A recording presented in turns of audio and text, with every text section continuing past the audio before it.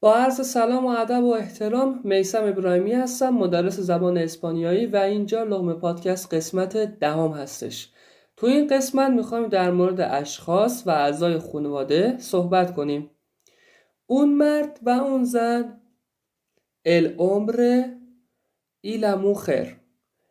el hombre y la mujer. اون بچه el niño.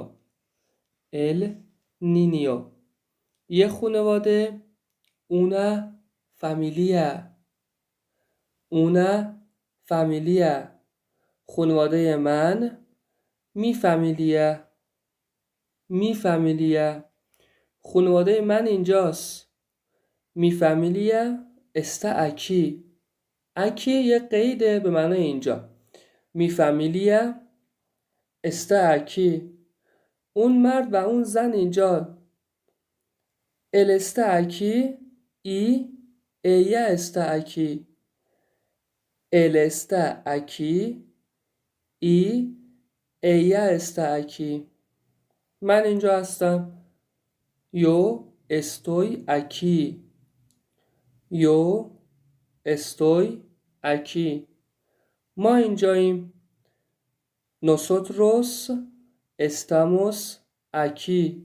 یا اگر اونا که دارن میگن ما اینجاییم خانوم بودن همشون میتونن بگن nosotras estamos aquí. nosotras estamos aquí. شما اینجایین. vosotros یا vosotras estáis aquí. vosotros vosotras estáis aquí. اون وسطرس واسه شماهای خانوم به کار برده میشه. جنستش فرق میکنه بچه ها. همه اونا اینجا هستن. todos ellos están aquí. یا todas ellas están aquí. حالا بریم سراغ اعضای خانواده. پدر بزرگ el abuelo. مادر بزرگ la abuela. پدر el padre. مادر la madre. فرزند پسر el hijo. فرزند دختر la hija. برادر el hermano. خواهر la hermana. عمو و دایی هم میشه el tío. عمه و خاله la tía. نامادری la madrastra. madrastra. ناپدری el padrastro. el padrastro. خواهر ناتنی la hermanastra. la hermanastra. برادر ناتنی el hermanastro. el hermanastro. داماد el yerno.